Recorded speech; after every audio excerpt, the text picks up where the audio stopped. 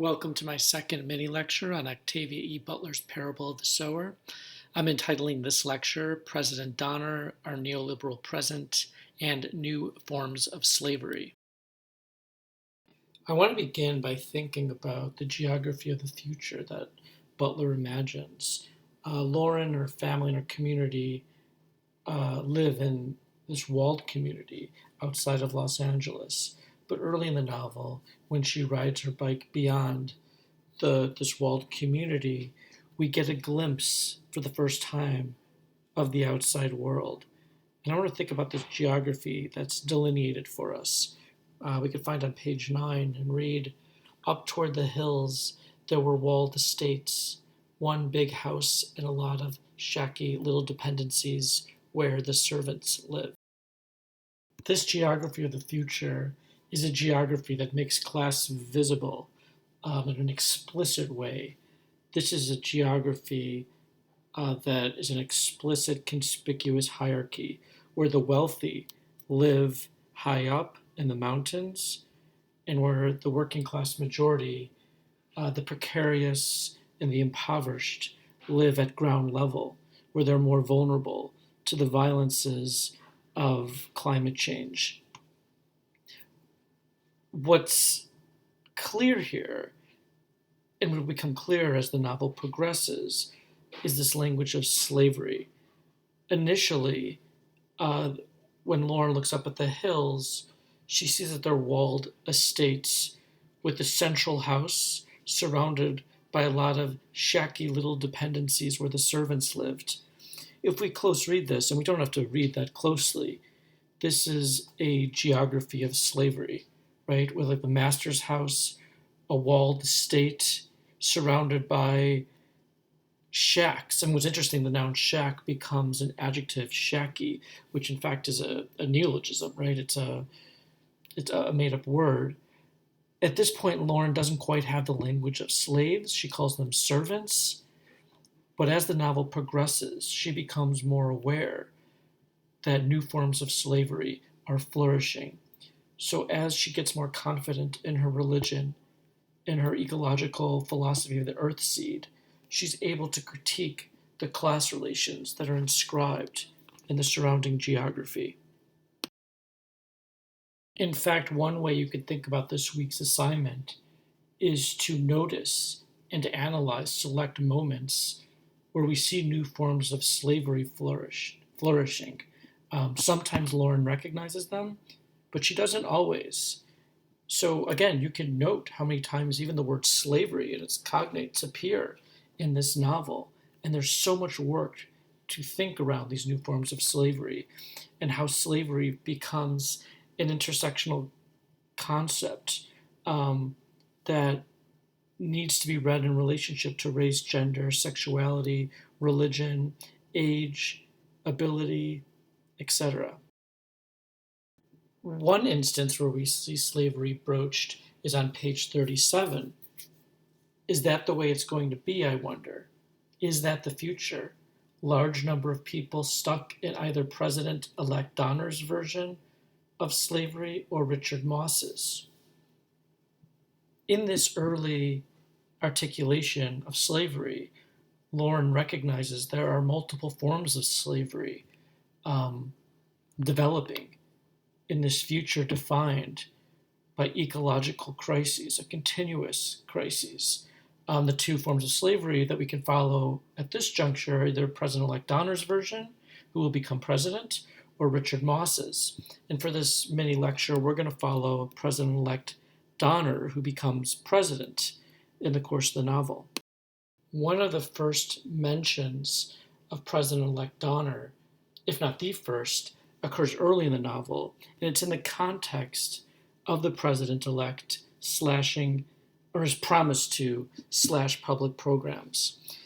Quote, "Dad just looks at me and shakes his head. You don't understand," he says. "You don't have any idea what a criminal waste of time and money that so-called space program is."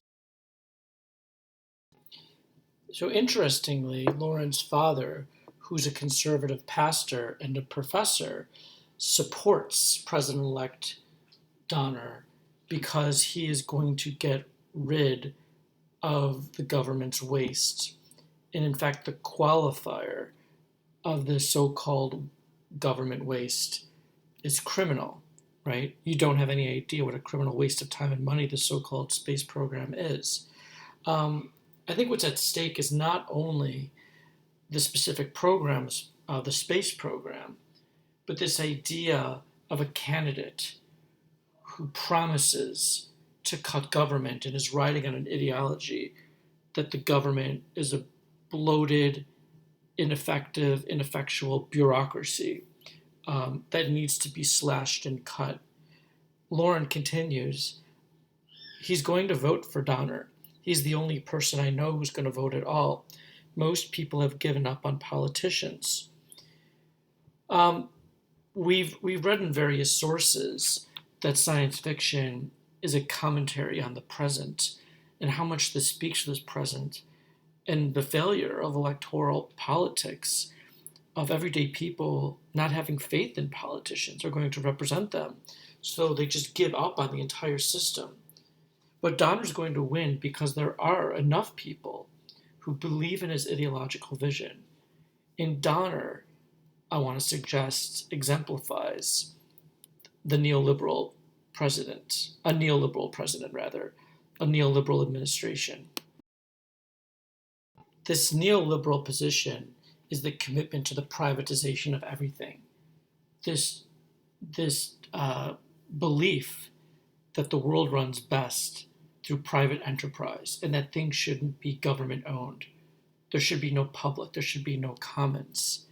It's a different way to say it's a commitment to the gutting of social welfare and social safety nets, which again is another way to say that Donner's a neoliberal candidate. As we see in the course of the novel, everything in the future United States has been privatized. Things we take for granted, such as fire departments, right? If there's a fire, characters talk about they can't afford for firefighters to come to put out the fire. Police department have been privatized. Schools have been privatized. Even water has been privatized. The logic of the present when Butler was writing, which has become exacerbated in our own present, is fully realized in the future, where there is no sense of the public anymore. So why would everyday people, why would working class people support Donner? If we turn to page 27, we get a glimpse of this ideology.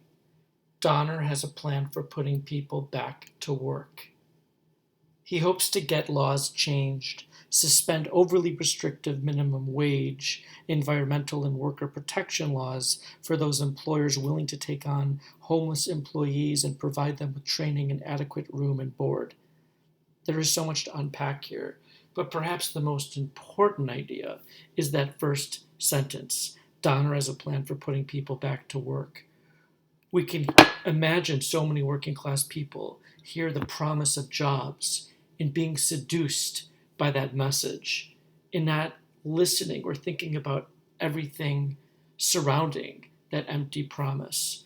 But Donner, like so many presidents, both before him and likely after him,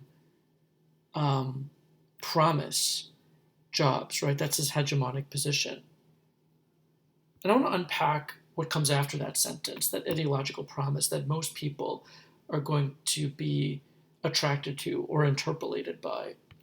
He hopes to get laws changed, suspend overly restrictive minimum wage, environmental and worker protection laws for those employers willing to take on homeless employees and provide them with training and adequate room and board. This is something that needs to be unpacked. He hopes to get laws changed, to suspend overly restrictive minimum wage laws, to get rid of minimum wage or to reduce, to lower minimum wage, to get rid of environmental laws, to get rid of worker protection laws.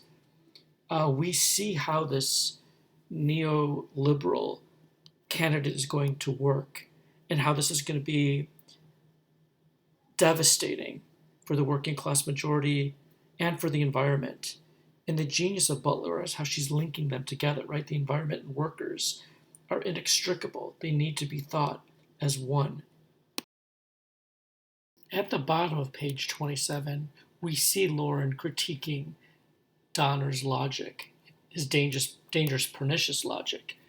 We can read, quote, "And what about those suspended laws? Will it be legal to poison, mutilate, or infect people, as long as you provide them with food, water, and space to die?" This is such a smart and important critique on the discourse of jobs. At what price do we want jobs? If jobs is our ultimate good, and of course we do want full employment, everyone wants employment, but jobs in themselves are not a good in themselves. They need to be, become good because of their wider context, right?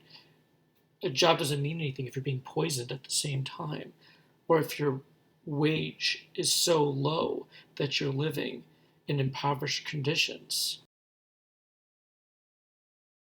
Butler's literary genius is working on so many different levels. And I want to just pause to think about the very naming of President Donner. In a US context, the name signals, it signifies, it links back to the Donner Party, right? And if you turn to Dr. Wikipedia, such a prolific writer, we can read, quote, "The Donner Party was a group of American pioneers who migrated to California in a wagon train from the Midwest. Delayed by a series of mishaps, they spent the winter of 1846-47 snowbound in the Sierra Nevada mountain range. Some of the migrants resorted to cannibalism to survive, eating the bodies of those who had succumbed to starvation and sickness." This story usually becomes a parable or an allegory. But in Butler, this historical narrative becomes an allegory for capitalism.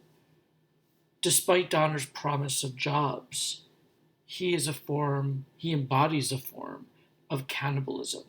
He becomes capital incarnate. As the novel journeys onward, as Lauren journeys beyond her walled community, north towards a hoped for utopia, we see a geography of even more aggressive forms of privatization. And this culminates, at least in the first half, with the town of Olivar.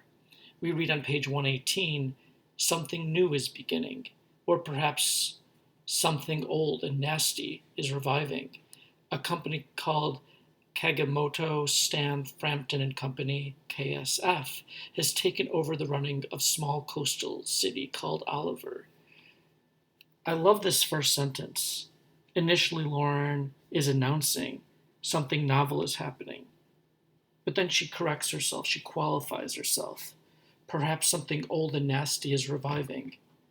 Although this is a work of science fiction, it's also deeply informed by the ways in which history repeats itself in new guises, that old forms of exploitation and slavery are reappearing in new dressed up forms. They're not so new, but what seems new is that you have whole towns and cities being privatized. And why it's not new is because that looks like company towns in the late 19th or early 20th century.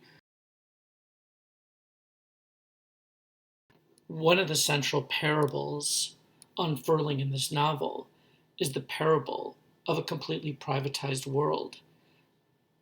Staying in Olivar, Butler writes on page 119, after many promises, this is the corporation making promises to the people that live there, much haggling, suspicion, fear, hope, and legal wrangling, the voters and the officials of Oliver permitted their town to be taken over, bought out, and privatized.